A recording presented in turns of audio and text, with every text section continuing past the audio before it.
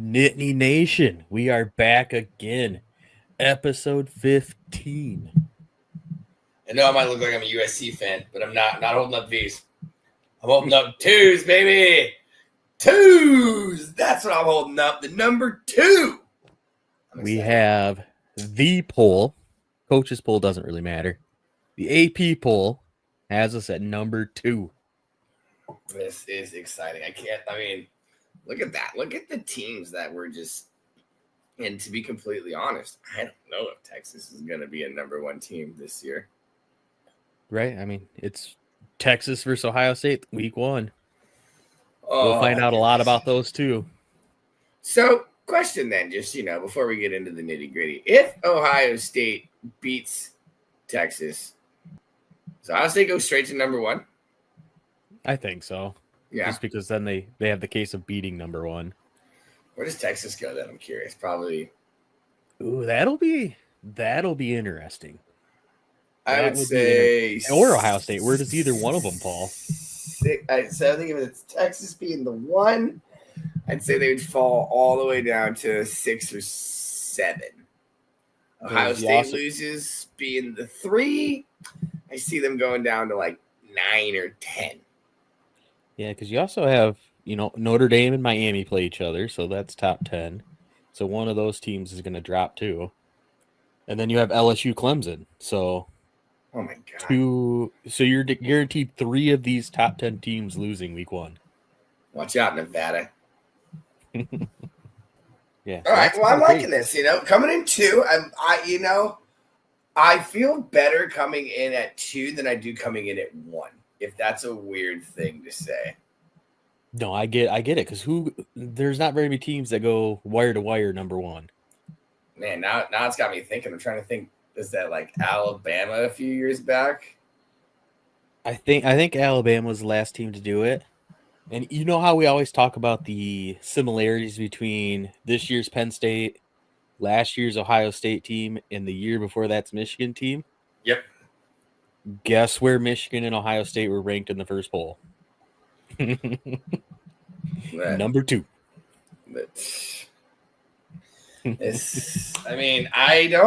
Once again, if you guys, anybody who's loyal to this channel knows, it's just one of those too good to be true situations here. We're walking around like a duck. We're quacking like a duck. I think we might be a duck. Right? Everything's following the script from the last 2 years. Bring back all your veterans so that they don't go into the draft. Bring all those guys back. Fill your biggest holes in the transfer portal. Check. Be ranked number 2. Check. So let me ask you a question here then. Yeah. Being number 2, how do you think the locker room feels? Do you think that the locker room right now, and this is all speculation, we're just having fun with this, but do you think that the locker room feels that you may be a little spited being placed at number 2 instead of number 1, Coaches pull number 1, but you think they wanted to go, or no, yeah, number 3 in 3, yeah. Sorry. Yeah. Jesus. I meant Texas, but yeah. Moving up 1, but not moving up all the way. How do you think they feel? I think you have to feel pretty good about it. Like it's just the expectations keep piling up and they're all the same. You know what I mean? Like there's nobody picking you not to be a national title contender, if that makes sense. Everybody's telling you you're good enough this year, whether that's good or a bad thing. Every outside noise is saying this Penn State team is good enough this year. I'm scared. I don't know how to feel. It's that impending doom that we live with as a fan base. It's here before the season starts. I don't like this feeling of being. I'm stoked that everyone thinks we're good, but all of this preseason anticipation and stuff, I just want the boys to get on the field and let the game do the talking.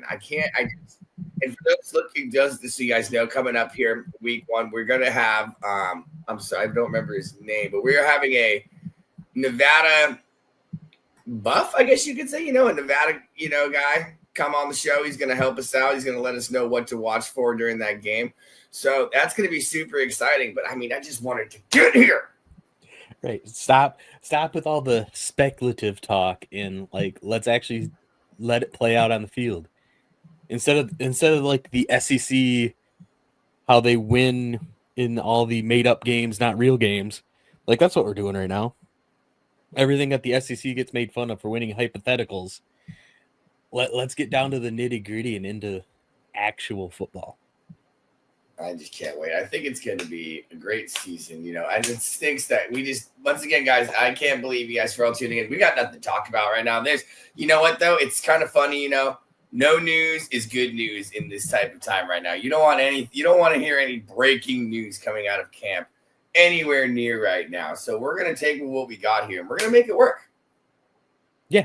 And I mean, talking about LSU got news that their quarterback, tweaked his knee. So as long as we stay away from, I'm good with no news. If you look at this poll, though, you're looking. So Penn State faces number 3 Ohio State this year, number 20 Indiana, and Oregon at number 7. Forgot Oregon there. So 3 top 25 teams are on the schedule. I'm curious as to the metrics, since, we were talking about Ohio State and Michigan going back that way. I wonder how many top 25 teams they played. If you say 3, I'm going to just I'm going to go put on cement boots and just jump in the pool because I can't handle this anymore. The coincidences would just be way too crazy. But at the same time, though, if you want to, sometimes you just need to follow follow perfection. When you win the national championship, that is quote unquote perfection for, what you wanted to do. You got there. So why not, do what obviously seems to be working. Yeah. Looking at it, they probably faced 3. It was probably preseason. This just, I can't tell really, but they faced Oregon, Penn State, and Michigan, who are all probably ranked in the top 25 last year. But the similarities are stupid. I don't like it. Ohio State, Michigan, they played 3 super easy cupcake games to start the season. Penn State's playing easy games the first 3 weeks. Not to overlook anybody, but cupcake was a little wild. I like to call them tune-up games. You put a little respect on the other team. We're trying to tune up the band over here. There ain't no cupcakes in this league. I like tune-up. I like that. We just got to show a little more respect. Yeah, cupcakes around here, unless they're nothing but cakes. Then now we're talking.